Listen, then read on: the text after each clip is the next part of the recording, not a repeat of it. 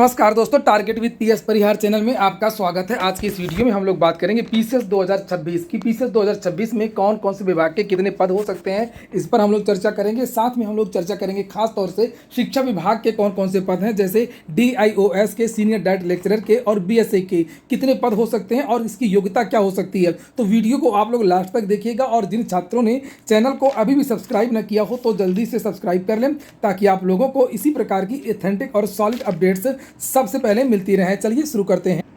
आगे बढ़ने से पहले एक सूचना है उन विद्यार्थियों के लिए जो विद्यार्थी किसी भी प्रतियोगी परीक्षा की तैयारी कर रहे हैं, वे सभी भर्ती टेक्स्ट बुक के इस बेस्ट ऑफर का लाभ ले सकते हैं, जिसका नाम है जून कार्निवाल सेल। 27 से लेकर के 30 जून तक इनका ऑफर है और इस समय इनकी कीमतें सबसे कम कर दी गई हैं। और इनका एक ईयरली पास होता है, जिसे आप लोग यहाँ पर देख सकते हैं, टेक्स्ट बुक का, जिसकी कीमत इस समय कर दी गई है 351 रुपये। इनके प्लेटफॉर्म में लगभग सभी भर्तियों के मॉक टेस्ट मिल जाएंगे, यानी इसी 351 रुपये में इनके प्लेटफॉर्म में SSC, bank, railway, UPSC, UPPSC, NEET, JEE सभी भर्तियां, जितने भी एंट्रेंस एग्जाम होते हैं, सभी एग्जाम्स के मॉक टेस्ट में आप लोग हिस्सा ले सकते हैं। और 12 से अधिक भाषाओं में मॉक टेस्ट आपको मिल जाएंगे। 850 से ज़्यादा भर्तियां कवर की गई हैं। 1.5 लाख से ज़्यादा मॉक टेस्ट इसमें उपलब्ध हैं। एक कोड लगा देंगे आप लोग TWP, तो आप लोगों को 12% की और एक्स्ट्रा छूट मिल जाएगी। लिंक मैंने डिस्क्रिप्शन बॉक्स और कमेंट बॉक्स से दोनों जगह उपलब्ध करा दी है, तो आप लोग इसे ज्वाइन कर सकते हैं और इस ऑफर का लाभ ले सकते हैं।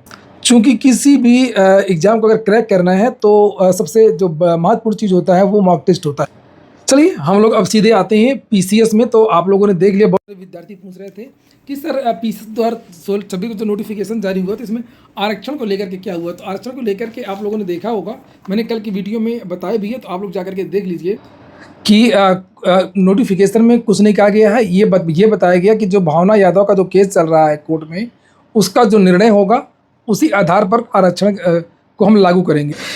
ये देखिए यहाँ पर लिखा है, उक्त बिंदु पर माननीय उच्च न्यायालय इलाहाबाद में योजित स्पेशल अपील भावना यादव व 6 अन्य बनाम उत्तर प्रदेश शासन 2 अन्य व माननीय न्यायालय द्वारा दिनांक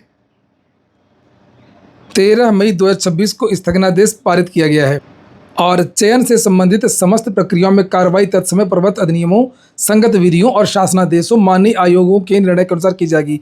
माननीय आयोग के निर्णय मतलब वही मेमोरेंडम, वही चीज़ें जो आरक्षण को लेकर के जो प्रक्रिया चल रही है वही प्रक्रिया रहेगी। बस बदलाव यही किया गया कि इसका उल्लेख नोटिफिकेशन में कर दिया गया है कि जो चीज़ें कोर्ट तय करेगा आगे, अगर कुछ बदलाव होता है तो वो लागू होगा, अन्यथा जो आयोग का निर्णय है, माननीय आयोग, ये लाइन बहुत महत्वपूर्ण है, और जो शासनादेश, विधियाँ और आरक्षण की हैं उसका हम लोग पालन करें। तो आरक्षण को लेकर के अब बिल्कुल स्थिति स्पष्ट हो गई है कि कहीं भी कुछ भी माइग्रेशन को लेकर के आयोग बैकफुट में नहीं आया है, ठीक है। और जो भी है उसने इस नोटिफिकेशन में इसको लेकर के क्लियर भी कर दिया है। हालांकि कुछ लोग कह रहे थे कि नोटिफिकेशन में ये हो जाएगा, मगर वो हुआ नहीं। चलिए अब हम बात कर लेते हैं कुछ विशिष्ट पदों की, खासतौर से शिक्षा विभाग के पदों की चर्चा करनी थी, उनकी क्या क्या योग्यता है। तो एक है प्रधानाचार्य राजकीय इंटरमीडिएट कॉलेज।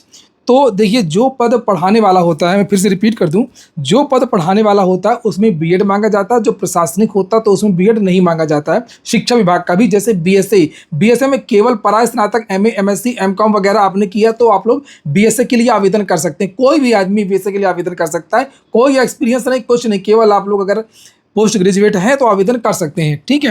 ये शिक्षा विभाग का एक पद है, जिसके बारे में यहाँ पर नीचे जानकारी दी गई। पहले कहो तो मैं उसी को दिखा दूँ, ये आप लोग देख लीजिए, ये यहाँ पर दिया हुआ है, ये देखिए। 3 प्रकार के पदों को एक साथ रखा गया है, चूंकि ये तीनों पद लगभग प्रशासनिक हैं और इनकी योग्यता भी समान है। एक है ADIOS यानी सह जिला विद्यालय निरीक्षक, एक जो उप सचिव होते हैं माध्यमिक शिक्षा परिषद में, बाद में इनका प्रमोशन वगैरह होता रहता है, और एक यहाँ पर जिला बेसिक शिक्षा अधिकारी। ये 3 प्रकार के पद है शिक्षा विभाग के, और ये तीनों की एक ही योग्यता होती है, और योग्यता क्या है? केवल स्नातकोत्तर की उपाधि। बिल्कुल मस्त। जो भी विद्यार्थी पोस्ट ग्रेजुएट हैं वो विद्यार्थी इसके लिए आवेदन कर लें। इसीलिए मैं कहा भी करता हूं कि जब आप लोग स्नातक करते हैं तो स्नातक करने के बाद में चाहे वो PCS की तैयारी क्यों ना करें, ये जो चीज़ें मैंने झेली हैं, मैंने देखा है, मैंने अपना अनुभव मैं खुद आपको बता रहा हूँ कि शुरू में तो लगता है कि हम खाली ग्रेजुएट हो जाएं, उसके बाद में IAS बनेंगे, कुछ करने की ज़रूरत ही नहीं है। लेकिन बाद में पता चलता है यार, नेट भी कर लेते, PhD भी कर लेते, इसका भी 12 अंक मिल जाता, BEd भी कर लेते, 5 नंबर उसका मिल जाता, 10 नंबर उसका मिल जाता, सोशल वर्क होता, एक विषय से अर्थशास्त्र कर लेते, एक विषय से, दुनिया भर की चीज़ें बाद में समझ में आती हैं। तो वही चीज़ें हैं कि जो भी नए विद्यार्थी हैं बहुत ज़्यादा ओवर कॉन्फिडेंस में ना रहे। सभी विद्यार्थी, जो नए विद्यार्थी, कान खोल करके सुन लो भाई मेरे, अगर आप लोग बीए कर रहे हो, पीसीएस की तैयारी कर रहे हो, तो पहले बीए में अच्छे नंबर लाओ, बीएससी में अच्छे नंबर लाओ, प्राथमिकता उसको रखो। उसके बाद में अगर आपका कंप्लीट हो रहा है या हो गया है तो स्नातक भी कर डालना, बीएड भी कर डालना। जो भी इसके सुसंगत जो भी साथ में जो भी डिग्रियां आप लोग ले सकते हो बटोर लीजिए, और साथ में आप लोग अपनी तैयारी करते रहिए। और सब्जेक्ट कॉम्बिनेशन बहुत ज़रूरी होता है स्नातक वगैरह में खास तौर से। तो चूंकि इसमें बहुत मेरिट कम जाती है, खास तौर से फाइनल में मेरिट में बहुत नंबर कम हो जाते हैं। तो यहाँ पर ये एक तो पद, ये इसकी योग्यता मैंने बता ही दी आप लोगों को। हाँ, पद भी बता देता हूँ, लगभग 40 के आसपास पद है बीएससी की, ठीक है। और अब आ जाइए आपका प्रधानाचार्य सहायक इंटरमीडिएट कॉलेज, इसके पद सबसे ज़्यादा हैं, लगभग 150 के आसपास पद इसके हैं, ठीक है। प्रधानाचार्य राजकीय इंटरमीडिएट कॉलेज बालक और बालिका। तो इसमें क्या है, इसमें किसी मान्यता प्राप्त विश्वविद्यालय से स्नातकोत्तर की उपाधि इसमें दी गई है, और इसमें बीएड भी मांगा गया है। मैंने वीडियो के स्टार्टिंग में ही कहा था जिन चीज़ों में पढ़ाने की आवश्यकता होती है, चूँकि ये भी कभी कभी क्लास लेते हैं प्रधानाचार्य, इसलिए ज़रूरी होता है बीएड। तो यहाँ पर बीएड इनसे भी मांग लिया गया, और परास्नातक बहुत कम कट ऑफ जाती है इसकी, प्रीलिम्स में भी और फाइनल में भी। तो ये मौका है। और इसमें एक चीज़ और है कि इसमें आप लोगों को एक्सपीरियंस मांगा गया। ये पद खासतौर से शिक्षकों के लिए, जो भी शिक्षक पढ़ा रहे हैं हाई स्कूल इंटरमीडिएट विद्यालय में, वो शिक्षक इसके लिए आवेदन कर सकते हैं। ऐसे वैसे डिग्री बना करके नहीं ले जाना कि जूनियर की ले जाएं या किसी एडेड जूनियर, मतलब वो प्राइवेट विद्यालयों की ले जाएं। प्राइवेट विद्यालय का भी मान्य नहीं होगा, चाहे जहाँ से मोहर लगवा लीजिए, चूँकि इसमें लिखा हुआ है कि जो वेतन आपको मिलेगा वो केंद्र सरकार या राज्य सरकार, यानी जो आप केवीएस केंद्रीय विद्यालय होते हैं, जो इंटरमीडिएट कॉलेज, अगर आप इंटरमीडिएट कॉलेज में या हाई स्कूल कॉलेज में पढ़ा रहे हैं केंद्र के या राज्य की, उन विद्यालयों में सरकार से वेतन मिल रहा है, तो आप लोग इस पद के लिए आवेदन कर सकते हैं। यहाँ पर ये लिखा है कि 3 साल तक का एक्सपीरियंस होना चाहिए, एक परास्नातक, दूसरा बीएड, और तीसरा हाई स्कूल या इंटरमीडिएट विद्यालयों में अगर आप पढ़ा रहे हैं तभी इसके लिए आवेदन कर पाएंगे, या जो भी है 3 साल का एक्सपीरियंस होना चाहिए, ठीक है। तो प्राइवेट का नहीं चलेगा, भूल जाओ। अगला है अधिमानी अर्हता। असम को कोई मतलब नहीं होता, तो विद्यार्थियों के नंबर बराबर होते हैं ना, तब अधिमानी अर्हता काम आता है, छोड़ दीजिए। वरिष्ठ डाइट प्रवक्ता, ये भी अच्छा पद है। वरिष्ठ प्रवक्ता जिला जो डाइट में होते नहीं है, 100 पद हैं इसके, लगभग 109 के आसपास। इसके मैंने बता दिया, हाँ बता दिया मैंने, लगभग 150 इसका, 40 इसका, और 100 पद इसका, 120 100 के आसपास है। तो इसमें चूँकि देख लीजिए प्रवक्ता ये पढ़ाता भी है, तो इसमें शिक्षा में स्नातक मांगा जाएगा। भारत में विधि द्वारा स्थापित किसी विश्वविद्यालय से स्नातकोत्तर की उपाधि के साथ में शिक्षा में स्नातक बीएड, तो इसमें भी मांग दिया है। ये 250 पद तो यही है, ठीक है, 250-300 के आसपास हो जाएंगे। इसके अलावा कुछ अन्य पद भी हैं, यहाँ पर देख सकते हैं। एग्रीकल्चर वालों के लिए बड़ा मौका मिल सकता है, और उनकी योग्यता वगैरह लिखी है। जिला पर्यवेक्षक, ये जो विशेष योग्यता वाली जो भर्तियां हैं उसको लेकर अलग से जानकारी दी है। खैर ये आप लोग पढ़ लीजिएगा, ये तो बहुत ज़्यादा वीडियो लंबा हो जाएगा। जो मैंने वीडियो बनाया था केवल शिक्षा विभाग के पदों को लेकर के, और अन्य जो पद हैं सामान्य, जैसे एसडीएम का है जो चर्चा है, एसडीएम के 37 पद हैं।